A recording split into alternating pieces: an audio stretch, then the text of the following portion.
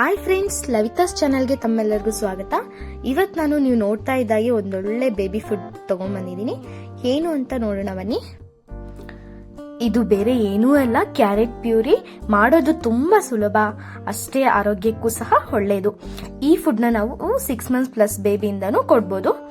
And ಈಸಿಯಾಗಿ digestion ಆಗೋ ಥರ ನಾನು ಯಾವ ರೀತಿ ಮಾಡ್ಕೊಳ್ಳೋದು ಅಂತ ಹೇಳ್ಕೊಡ್ತೀನಿ. ನೋಡ್ತಾ ಇದ್ದೀರಲ್ಲ, ನಾನು ಇಲ್ಲಿ 1 ಕ್ಯಾರೆಟ್ ತಗೊಂಡು ಪೀಲ್ ಔಟ್ ಮಾಡ್ತಾ ಇದ್ದೀನಿ.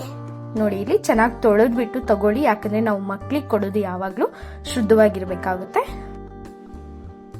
ನೋಡಿ, ನಂತರ ನಾನೆಲ್ಲ ಪಿಲೋಟ್ ಆದ ನಂತರ ಒಂದು ಸ್ಟೀಲ್ ಪಾತ್ರೆಗೆ ಕ್ಯಾರೆಟ್ನ ಕಟ್ ಮಾಡಿ ಹಾಕೋತಾ ಇದ್ದೀನಿ. ನೀವು ಇನ್ನೂ ಚಿಕ್ಕ ಚಿಕ್ಕದಾಗಿ ಬೇಕಾದರೂ ಕಟ್ ಮಾಡ್ಕೋಬಹುದು, ಇಲ್ಲ ನಾನು ಇಲ್ಲಿ ಯಾವ ರೀತಿ ಕಟ್ ಮಾಡ್ತಿದ್ದೀನೋ ಅಷ್ಟೇ ಬೇಕಾದರೂ ನೀವು ಕಟ್ ಮಾಡ್ಕೋಬಹುದು. ನಿಮ್ಗೆ ಇನ್ನೂ ಚಿಕ್ಕ ಚಿಕ್ಕದಾಗಿ ಕಟ್ ಮಾಡ್ಕೊತೀವಿ ಅಂದ್ರೆ ಸ್ವಲ್ಪ ಬೇಗ ಬೇಯುತ್ತೆ. ಇಷ್ಟು ಕಟ್ ಮಾಡ್ಕೊಂಡ್ರು ಪರವಾಗಿಲ್ಲ, ಬೇಗನೆ ಬೇಯುತ್ತೆ.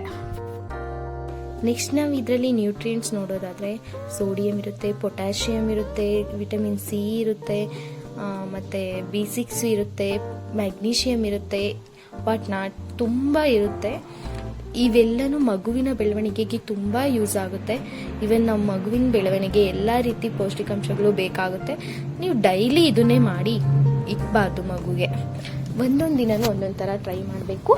ವಾರದಲ್ಲಿ 1 day ಈ ಥರ ನೀವು ಕೊಟ್ಟರು ಒಳ್ಳೆಯದು, 2 days ಕೊಟ್ಟರು ಒಳ್ಳೇದೇ. ಅಷ್ಟು ಇದರಲ್ಲೆಲ್ಲ ನ್ಯೂಟ್ರಿಯೆಂಟ್ಸ್ ಇರುತ್ತೆ.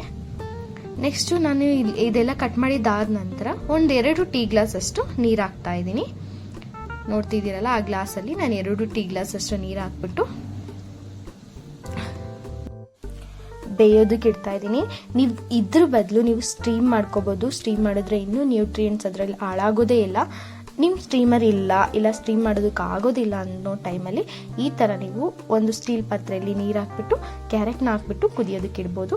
ನೋಡಿ, ನಾವು ಕ್ಯಾರೆಟ್ ಬೇಯ್ತಾ ಇದ್ದಂಗೆ ಈ ಥರ ಚೆಕ್ ಮಾಡಬೇಕಾಗುತ್ತೆ, ಬೆಂದಿದೆಯಾ ಇಲ್ವಾ ಅಂತ. ನಿಮ್ಗಾಗಲೇ ಕನ್ಸಿಸ್ಟೆನ್ಸಿ ಗೊತ್ತಾಗುತ್ತೆ. ನೀವು ಅದು ಫೋಕಿಂದ ಡೈರೆಕ್ಟ್ ಚುಚ್ಚಿದಾಗ ಅದು ಚೆನ್ನಾಗಿ ನೀಟಾಗಿ ಒಳಗಡೆ ಹೋಗುತ್ತೆ ಅಂದರೆ ಅದು ಆವಾಗ ಬೆಂದಿದೆ ಅಂತ ಅರ್ಥ. ನೋಡಿ, ಇಲ್ಲಿ ನಾನು ಕ್ಯಾರೆಟ್ ಬೆಂದಾದ್ಮೇಲೆ ಒಂದು ಮಿಕ್ಸಿ ಜಾರ್ ತಗೊಂಡು ಕ್ಯಾರೆಟ್ನ ಪೇಸ್ಟ್ ಮಾಡ್ತಾ ಇದ್ದೀನಿ. ಇಷ್ಟೇ, ತುಂಬ ಈಸಿ ಪ್ರೋಸೆಸ್. ಏನು ಇದರಲ್ಲಿ ಅಷ್ಟೊಂದು ತಲೆ ಕೆಡಿಸ್ಕೊಳ್ಳೋ ಅಂಥದ್ದು ಏನೂ ಇಲ್ಲ. ಒಂದೇ ಐಟಮ್ ಅಷ್ಟೇ, ಜಸ್ಟ್ ನೀರಿಗೆ ಹಾಕ್ಕೊಂಡು ಸ್ಟೀಮ್ ಇಲ್ಲ ಬೇಯಿಸ್ಕೋಬೇಕಾಗುತ್ತೆ.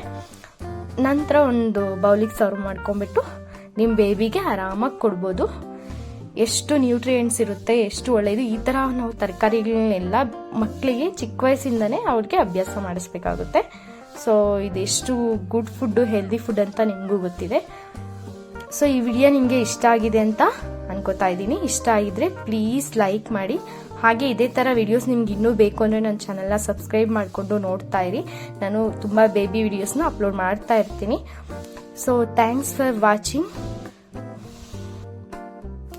Thank you so much for your support and love. Keep supporting. Thank you.